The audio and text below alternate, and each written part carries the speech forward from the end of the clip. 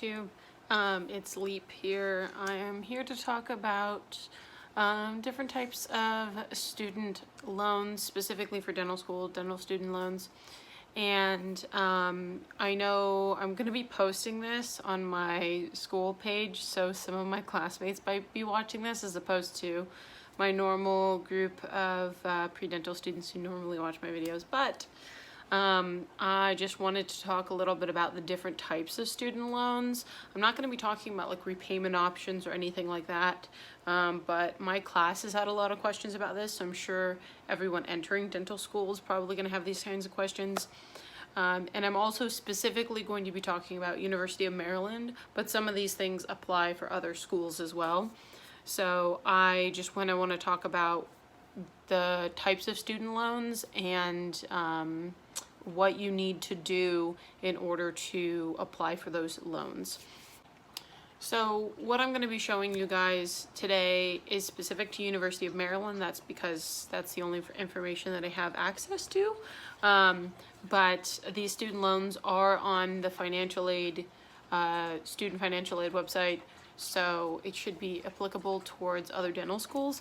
But if you're interested in Maryland, now you kind of will see a little bit about the amount of debt that you're getting yourself into. But I need to preface this too, is that the loans that you're looking at here are because one, I'm off campus, and two, I'm out of state. I know that they have a grant or scholarship for those who are living on campus, but since I'm living off campus, I can't really speak to that. But yeah, I am an out-of-state student and I'm living off campus. I think I need to have this disclaimer in here before I get into the details that I'm in no way a financial expert, nor do I know a ton about financial aid. I'm just a student who has experienced this in undergrad and now in graduate school. So I'm just going to be talking about what I understand and the questions that common questions that people might have. Yeah, and you don't have to take out the full amount of loans that are given to you. You can delegate how much of each loan you want to take out.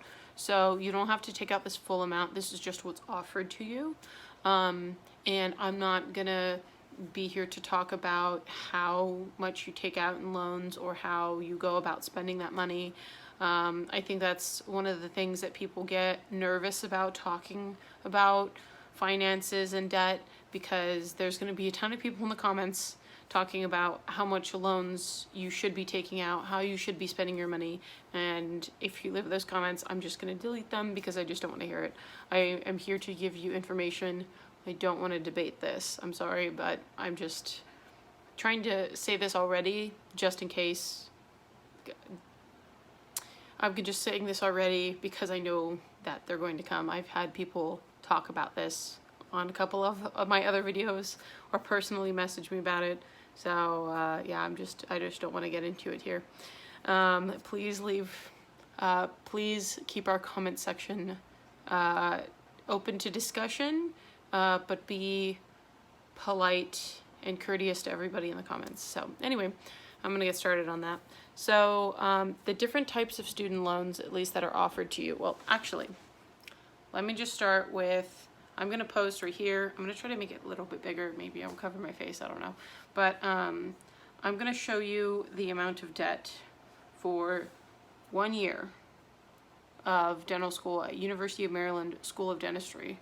This is breaking down the cost of attendance, so this includes like books, supplies, tuition, health insurance, living expenses, commuting expense, all of those types of things, fees that you have to take out, getting loans, and all of that. So it breaks it down completely. So this is for my first year of dental school at University of Maryland School of Dentistry, and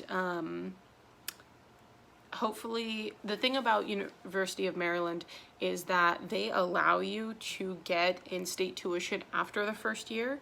So that amount that you see for tuition is going to be almost halved once I get in-state, which I know For Maryland, it's kind of a lot of loopholes that you have to jump through in order to get in-state tuition, but at least they offer it, as compared to some dental schools don't offer in-state tuition, so you have to pay out of state for all 4 years. But there's that. And then if you look at the financial aid award for these years, I have a university grant. So I need to explain what grants and loans, unsubsidized and subsidized loans are, and then I'll explain the difference between direct plus and unsubsidized loan, and unsubsidized loans are. But grants are money that you do not have to pay back. They're money that the school or the government gives you that is considered, if you want to think about it, like free money. It's money that you do not have to pay back. It's not a loan. You're not required to pay it back. So it's used towards tuition or your school expenses. And so you don't have to pay that back. The next one is that I'm going to speak about is direct unsubsidized loans and grad plus loans. So I first want to talk about unsubsidized loans and subsidized loans for Maryland, and I'm pretty sure for most graduate schools, but not 100% sure. Don't quote me on this. Unsubsidized loans are available for both undergrad and graduate. Maryland does not offer us subsidized loans for graduate school, for dental school. So we don't have that option. Otherwise, you take that option. I'd recommend taking that option because unsubsidized loans accrue interest while you are in school. Subsidized loans do not accrue interest until after you graduate. So it's subsidizing your the interest accrual rate while you were in school. These are unsubsidized, so it does accrue interest while you were in school as soon as that loan is dispersed. So it's not like me signing up and taking out the loan now is going to matter in a couple of months, because it depends on when the loan is actually dispersed to the schools, when you start accruing interest. So that's talking about unsubsidized loans. And then there are grad plus loans, which also accrue interest and have specific amounts. So what is the difference between an direct loan unsubsidized and direct grad plus loans? So I actually screenshotted this because there's a lot of information here. Okay, I'm going to read the description. So you can find this on the student aid financial website as well, but at studentaid.gov. But I'm just going to read this out here. I'm going to post it right here, but I'm going to read along with it. So, direct unsubsidized loans are federal student loans available for graduate and professional students that offer low fixed interest rates and flexible repayment terms. So that's specifically for unsubsidized loans. So direct plus loans. Direct plus loans are federal student loans available for graduate or professional students to help pay for education expenses. Like direct subsidized and unsubsidized loans, these loans have a fixed interest rate. So yeah, they're both two different types of loans offered to professional or graduate students. The thing about direct plus loans is that it's based on credit, and so you have to apply for it, and I'll get into the details on that in just a bit. This is a breakdown comparing the two types of loans, and talking about the essentially for direct plus loans, that you must not have an adverse credit history because they're doing a credit check. And I'm going to say my credit's not good, but I still got approved for it. So definitely apply for that. They do have a parent grad plus, or they do have a parent grad plus loan that you can apply for, that your parents can apply for. But I don't know 100% on the details about that, but is there. It's offered on the website if you want to look at more details about that.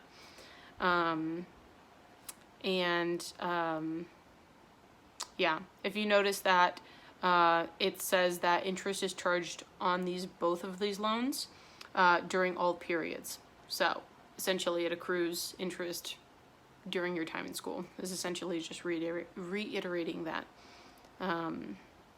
Yeah, there are a couple circumstances where the interest won't be accrued, but they're listed here.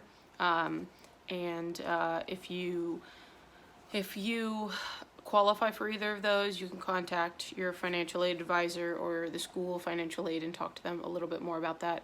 Yeah, this is who the financial aid department at your school is who you should be communicating with for all of these for the most part. If you have any specific questions about your situation or anything like that. The max loans that you can borrow for these two loans are different. So direct unsubsidized loans, this is the amount, and this is the aggregate loan limit, which means the total amount of loans that you can take out for this particular loan. The Direct Plus loans don't have a limit, so you can take out the amount up to the cost of attendance, minus all the other aid that you receive. And there's no maximum aggregate loan limit. So you can take out essentially as much as you need to pay for school, according to the cost of attendance. Oh, actually, I need to mention, so the interest rates for direct unsubsidized and Direct Plus loans, they're different. So this is the current interest rate, and this is the current interest rate will change every year. So most likely it'll go up because that's just how things are looking. But this is the current interest rate on the comparison between the two. And then there is this is the current loan fee. So the fee is the amount, there is a percentage of the amount of money that you're going to take out. So you have to pay a fee. Just like if you use your credit card at some places, you have to pay a fee just for using the credit card. And the fee doesn't go towards paying for the actual amount that you're trying to pay for. It's kind of in the similar sense of there's a fee based on how much money you're taking out. It doesn't go towards, the fee doesn't go towards any costs of attendance or anything like that. It's just a fee you have to take out, a fee you have to pay for just for having the loan. And then when payments are required, so both of these payments and most of the payments for undergrad, or at least on my undergrad loans, but this applies the same towards dental school, is that you don't have to start making payments on any of your loans until 6 months after your graduation date. So this is like the it's called grace period. It's called a grace period. So this is your grace period. So you have a 6 month grace period to find a job, get settled, whatever it is after, get on a repayment plan after you graduate before the loans are due, before you have to start making payments. So on Maryland's website, it's going to show you these requirements that you need to meet. You can click on these direct links, but they will just take you back to the website. So I'm going to show you how to get to the individual sections on the financial aid page in order to meet these requirements and what parts you need to fill out. So the first one is the complete direct loan request form to office. There's a specific form for University of Maryland that you have to fill out and then send it in. It asks for your information, and then you just send it in back to Maryland. I think it automatically submits. You just need to fill it out. The second thing is the Direct Loan Grad Plus Master Promissionary Note. So the Master Promissionary Note, the MPN, to go find the MPN, you can go on the financial aid website, click on the menu, and then under Complete Aid Process, you should find a section that says Complete Master Promissionary Note. You're going to click the one that says for graduate students or professional students, unless your parents are claiming you and you're filing under your parents. So that's when you would probably click on the one for parents. But for students who are independent students, not under their parents for their taxes or anything, this is the section that you would go and complete. The Master Promissionary Note, master permissionary note. It says there's two separate ones. It says for subsidized and unsubsidized loans, and then direct plus loans. So so you need to complete this for your unsubsidized and for your direct loan. The other thing that's next on the list is this loan requires a financial credit approval. So in order to apply for the direct loan plus, you have to click on, you have to go on the student financial aid website, go under the menu and click apply for aid, and then click specifically apply for a plus loan.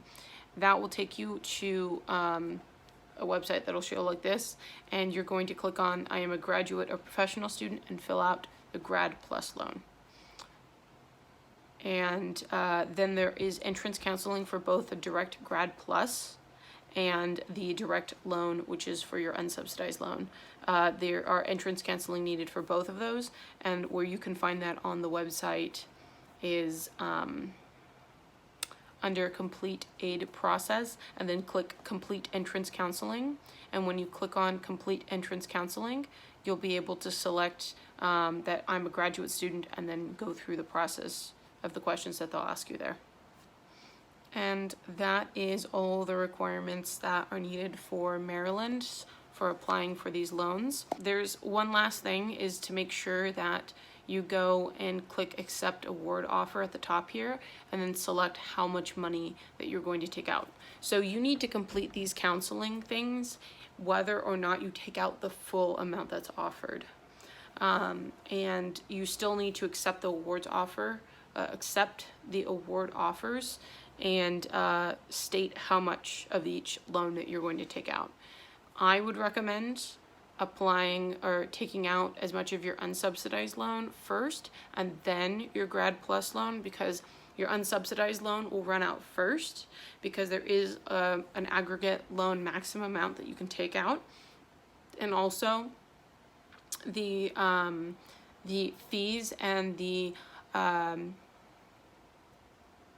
interest are lower on the unsubsidized loan. So I would take out that first and then do your grad plus loans, because they have a higher fee and loan and interest rate. And then there is no maximum aggregate amount that you can max that off of, or there is no maximum aggregate loan amount.